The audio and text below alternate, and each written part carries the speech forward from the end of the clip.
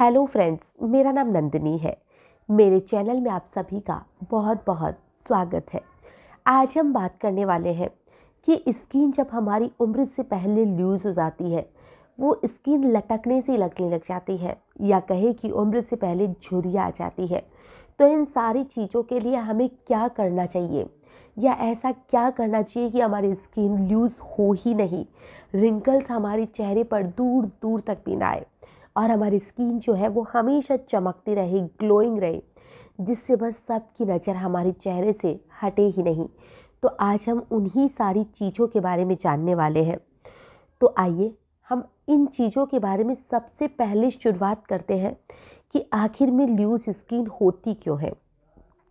अगर हम स्किन के लूज़ होने की बात करें तो हमारी जो स्किन होती है उसकी इलास्टिसिटी कम हो जाती है और इस वजह से स्किन लूज़ हो जाती है, लटकने लग जाती है।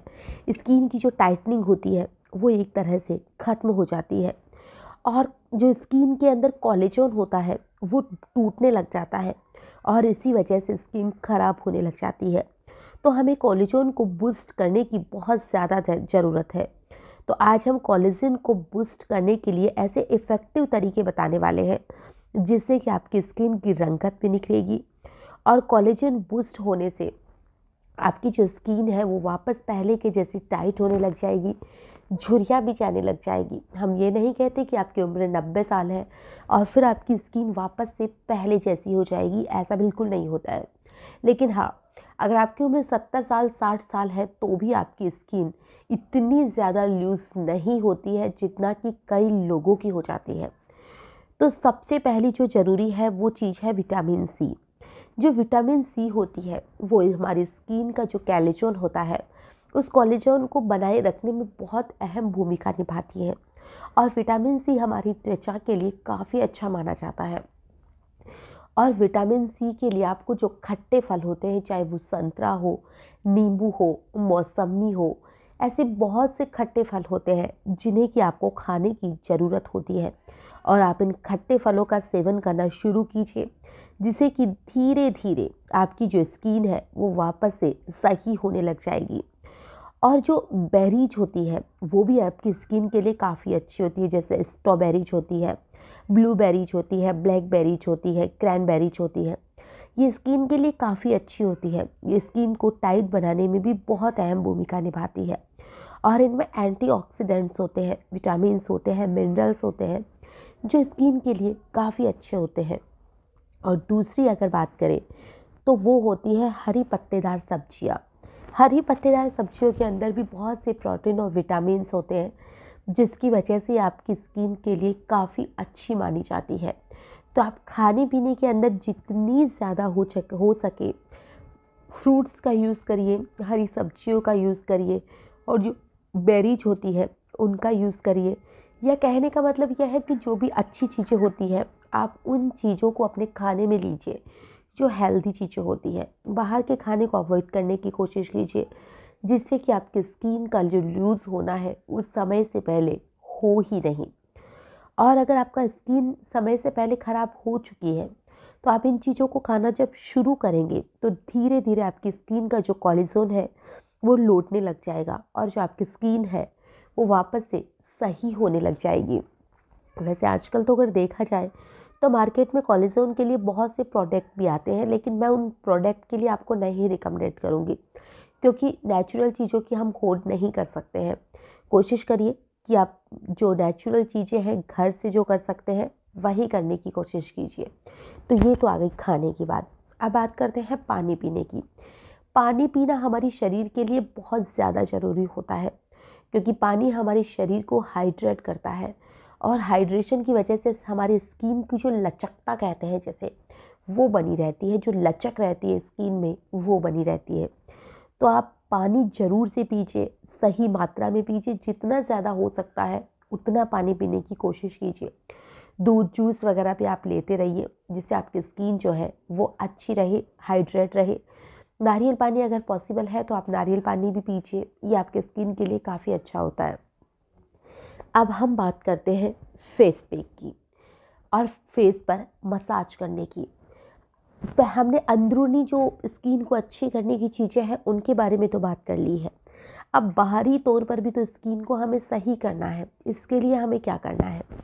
बाहरी तौर पर स्किन को सही करने के लिए हमारी स्किन पर मसाज करने की बहुत ज़्यादा ज़रूरत होती है, क्योंकि हमारी स्किन जो है वो धीरे धीरे जब ख़राब होने लग जाती है तो इसे मसाज की बहुत ज़्यादा ज़रूरत पड़ती है। और आप मसाज के लिए किसी भी ऑयल का यूज़ ले सकते हैं, जैसे बादाम का भी हो सकता है, ऑलिव ऑयल भी हो सकता है, या मार्केट में बहुत से अच्छे मसाज के ऑयल आते हैं, नारियल का भी हो सकता है, घी भी हो सकता है। तो आप इन सारी चीज़ों में किसी भी एक अच्छी चीज़ की जो आपको सूट करती है, आप उस चीज़ की 10 से 5 मिनट तक रोज़ मसाज करने की कोशिश कीजिए, जिससे आपकी स्किन का जो नेचुरल ग्लो है वो भी खत्म नहीं हो। और साथ ही आप स्किन की मसाज करेंगे तो इससे आपकी स्किन की जो झुर्रियाँ है वो भी खत्म होने लग जाएगी।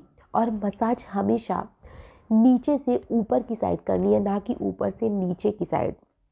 तो आप अपने हाथों में ऑयल वगैरह या जो भी आप जिससे भी मसाज कर रहे हैं उसे लेकर आप नीचे से लेकर ऊपर तक अच्छे तरीके से अपने चेहरे की 10 से 5 मिनट मसाज करिए। गर्दन तक भी आप मसाज करिए, जिससे कि आपकी स्किन का जो मॉइस्चराइज़र खो चुका है उसे आप वापस से पा सकें, और इससे आपकी स्किन जो है वो वापस से अच्छी बन सके। अब स्किन की मसाज की भी बात हो गई है, अब हम बात करते हैं फेस मास्क की, या कहें कि फेस पैक की।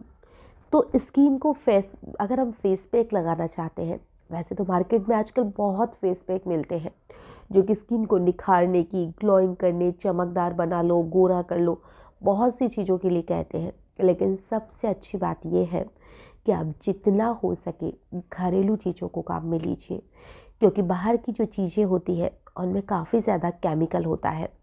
अब बाहर वाले मार्केट में अगर हम बात करें तो कहते हैं कि पपीता का फेस पैक लीजिए, बनाना का लीजिए। और अगर हम पपीता, बनाना या किसी भी फ्रूट्स का मान लीजिए आप, तो अगर फेस पैक बनाकर हम बिना फ्रिज के 2 दिन भी रख देंगे तो वो ख़राब हो जाएगा। फ्रिज में भी रखेंगे तो 4-5 दिन में ख़राब हो ही जाना है। तो कोई भी प्रोडक्ट जो हम मार्केट से लेके आते हैं वो 1-1 साल तक, 2-2 साल तक उसकी एक्सपायर डेट देके रखते हैं, 3-3 साल होती है। तो इतने दिन तक वो ख़राब ना हो इसलिए वो उसमें कुछ ना कुछ केमिकल तो डालते ही है, और वही केमिकल हमारी स्किन को हार्म करते हैं। तो सबसे अच्छी बात यही है कि आप फेस मास्क लगाना चाहते हैं तो घरेलू लगाइए। जैसे कि आपने दही ले लिया, दही के अंदर आपने बनाना डाल लिया, दूध ले लिया, दूध में आपने बनाना डाल लिया, दूध में आपने पपीता डाल लिया, बादाम डाल लिया। जो भी एक घरेलू चीज़ें होती हैं, चाहे तो आप आलू का भी फेस पैक लगा सकते हैं। आलू को आप घिसिए और फिर उसके अंदर दही मिलाकर या दूध मिलाकर उसका फेस पैक बना लीजिए। मुल्तानी मिट्टी का बना लीजिए, या फिर बेसन का फेस पैक बना लीजिए। घर में हर एक चीज़ ऐसी है जिसको हम खा सकते हैं, उसे हम चेहरे पर लगा सकते हैं। ऐसा नहीं है कि आप मिर्ची खा सकते हैं तो मिर्ची को भी लगा सकते हैं, मतलब फ्रूट्स या वेजिटेबल्स जिसे हम खा रहे हैं उसे हम लगा भी सकते हैं। तो आपके चेहरे पर जो भी चीज़ सूट करती है आप उसका फेस पैक लगाइए। और फेस पैक आप हफ्ते में 3 से 4 दिन लगाइए, रोज़ भी लगा सकते हैं अगर आपकी स्किन में ज़्यादा दिक्कत है।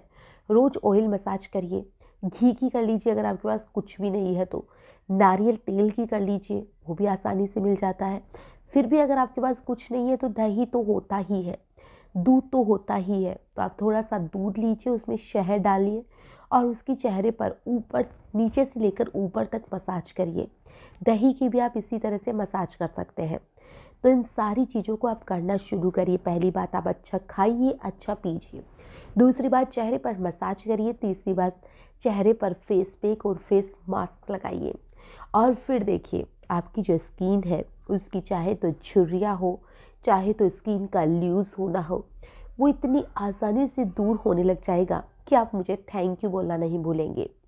और अगर आपकी स्किन पे रिंकल्स वगैरह या ढीली नहीं हुई है तो भी आप ये सारी चीज़ें शुरू कीजिए, जिससे कि उम्र से पहले आपकी स्किन बुढ़ी ना हो। और इन सारी चीज़ों को करने से आपके चेहरे पर चमक भी आएगी, आपका रंग भी निखरेगा, और साथ ही आपकी स्किन की जो भी परेशानियां हैं वो खुद ब खुद खत्म हो जाएगी। आपको इन सारी चीज़ों का रिज़ल्ट कैसा मिलता है आप मुझे कमेंट में ज़रूर बताइएगा।